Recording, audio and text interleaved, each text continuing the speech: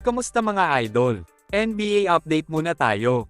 Ilang tulog na nga lang at mag-uumpisa na naman ang pinaka-inaabangan sa buong mundo na NBA playoff.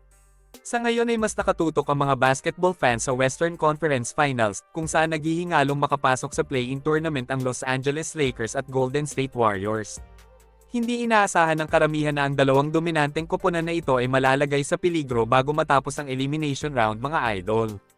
Pero sakaling makalusot sila sa play-in tournament ay siguradong may kalalagyan ng top seed sa Western Conference na OKC Thunder. Ang OKC na pinamumunuan ng MVP candidate na si Shai Gilgeous-Alexander, ang pinakabatang koponan sa liga na walang karanasan pagdating sa NBA playoff. 2020 pa kasi nang huling makapasok ang koponan na ito sa Western Conference playoff na pinamumunuan pa noon ni Chris Paul, Steven Adams at SGA mga idol.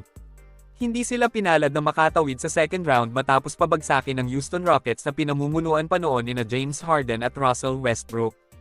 Pero makalipas ang 4 na taon, kakaibang OKC Thunder na ang nagpapakitang gilas ngayon sa NBA.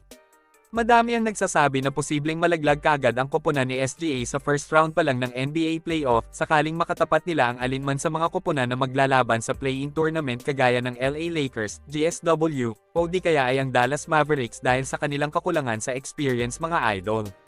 Si SGA, Jalen Williams at ang super rookie na si Chet Holmgren ang may kakayahang patunayan na mali ang inaakala ng karamihan na wala silang ibubuga pagdating sa NBA playoff. Ang super trio ng OKC ang naging dahilan kung bakit nasa tuktok sila ngayon ng Western Conference. Kung hindi sila magtagumpay na makatawid sa second round ay masasayang lahat ng pinaghirapan nila. Kapag nangyari yon, panigurado na gagawa muli ng malaking hakbang ang OKC management para maging super team ulit ang koponan na ito next season. Mukhang desidido na kasi ulit si LeBron James at ang Los Angeles Lakers na makaapak muli sa NBA Finals mga idol.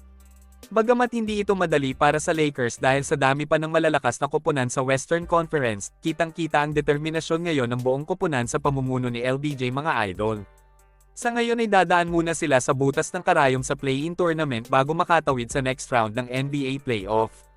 Sakali naman na hindi sila palarin na makapasok sa NBA Finals ay paniguradong mag-iiba na ang plano ni LeBron James sa kanyang NBA future.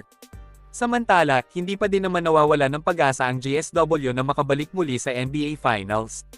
Alam naman natin na ang koponan ni Stephen Curry ang pinaka-iniiwasang team ng mga koponan sa NBA pagdating sa playoff mga idol. Sa ngayon ay nasa number 10 spot ang GSW. Pero hindi pa ligtas ang posisyon nila dahil humahabol pa ang Houston Rockets sa huling pwesto sa play-in. Sa kasalukuyan ay may 8-game winning streak na ang Rockets sa pamumuno ni Jalen Green. Kaya naman asahan ng mas mahigpit pang labanan bago matapos ang NBA elimination round. Hanggang dito na lang muna mga idol.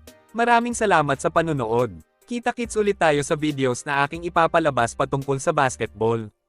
Kung bago ka pa lang sa channel ko, please consider to subscribe at huwag kalimutan pindutin ang like at notification bell button para updated ka sa videos na aking ipapalabas.